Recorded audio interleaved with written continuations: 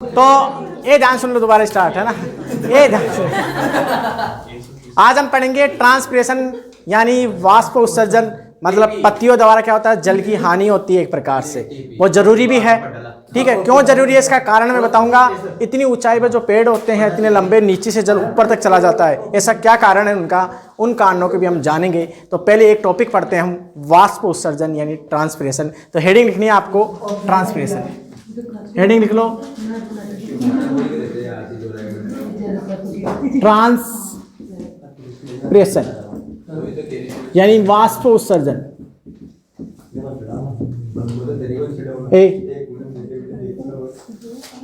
मत बोल, वाष्प उत्सर्जन, ट्रांसपिरेशन।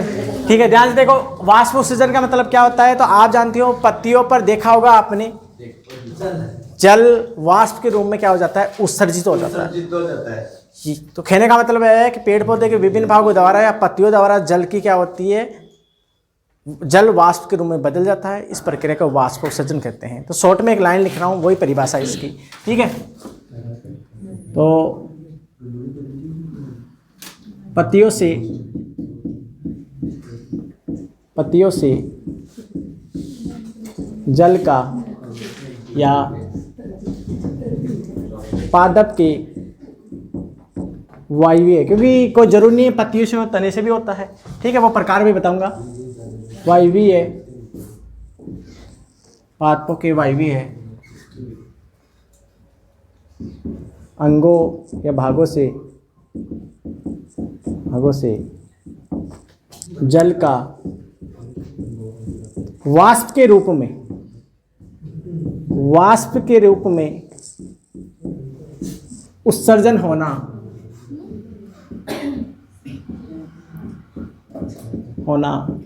क्या कहलाता है, वाष्प उत्सर्जन कहलाता है।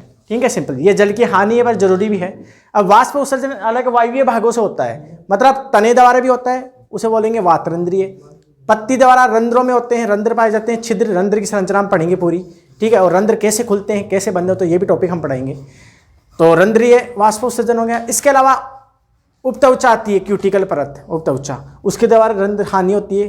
ठीक है, तो 3 प्रकार हो गए वाष्प उत्सर्जन के, उन्हें शॉर्ट में हम लिख देते हैं। ठीक है,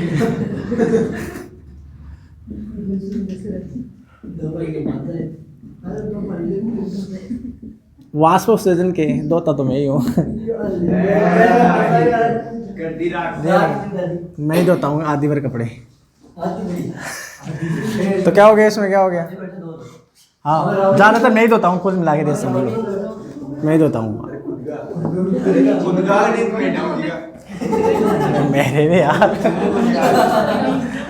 वाष्प उत्सर्जन के प्रकार ध्यान से देखो रे। एक तो रंध्रीय प्रकार यानी रंध्रीय वाष्प उत्सर्जन, शॉर्ट में लिख रहा हूं मैं। अब वो शॉर्ट नहीं, वैसे पूरी परिभाषा है। इसे हम क्या बोलते हैं, रंध्रीय का मतलब स्टोमेटा बोलते हैं ना, स्टोमेटल है ना, स्टोमेटल या स्टोमेटल ही बोलते हैं ना। ट्रांसपिरेशन, तो इसमें शॉर्ट में क्या होगा, लाइन रंध्रों के द्वारा होने वाली वाष्प उत्सर्जन। ठीक है, तो रंध्रों के द्वारा शॉर्ट में लिख देता हूँ। रंध्र की हम संरचना पढ़ेंगे पूरी। रंध्रों के द्वारा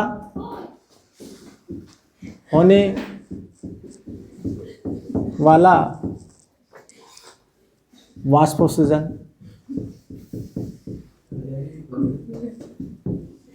ठीक है, ये इसकी परिभाषा होगी। नेक्स्ट, दूसरी परिभाषा की बात करते हैं, उपत्वचीय यानी क्यूटिकल। उपत्वचीय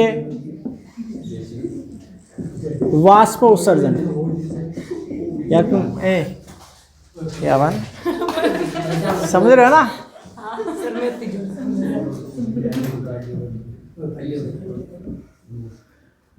क्यूटिकल आप जानते हो कि सबसे जड़ हो, तना हो, पत्ती हो, इनमें सबसे बाह्य जो त्वचा होती है उसे एपिडर्मिस यानी बाह्य त्वचा बोलते हैं। उसके ऊपर एक परत पाई जाती है, एक और, जो बाह्य त्वचाई रूपांतरित होती है, क्यूटिकल परत बोलते हैं। और एक लाइन मैं बोल रहा हूँ, जो पत्ती को इनको छूते हैं तो आप देखो ऊपरी सतह ज़्यादा चिकनी होती है, नीचे वाली कम होती है, खुरदरी होती है। मतलब ऊपरी सतह पर क्यूटिकल की परत मोटी है और एक प्रकार सा मरुस्थलीय पादपों में क्यूटिकल की परत मोटी पाई जाती है ताकि जल की हानि कम हो।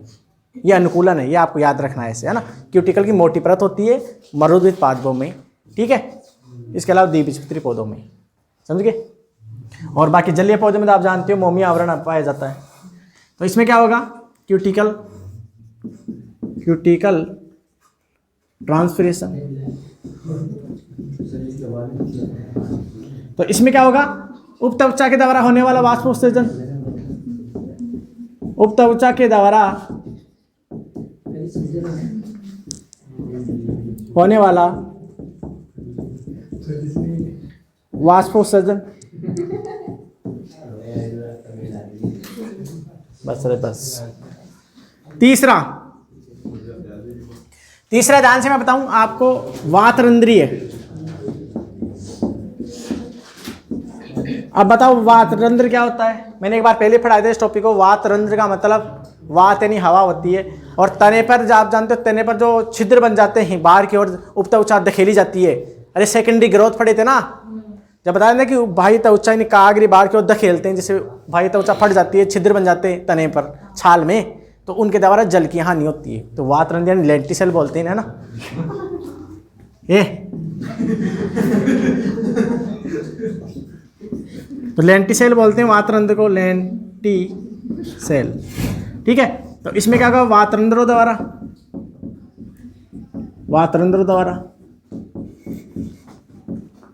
होने वाला वाष्पोत्सर्जन, ठीक है। तो ये थे इसके प्रकार, ठीक है, वाष्पोत्सर्जन के। अब हम आगे पढ़ेंगे रंध्र की उपस्थिति, मतलब एक बीजपत्री में क्या होता है, द्विबीजपत्री में क्या होता है। तो अधोरंध्री, है ना, उभयरंध्री और अधिरंध्री, ये एग्जाम में पूछ सकता है आपसे। तो इस टॉपिक को आप बता रहा हूँ, नेक्स्ट में देखेंगे हम।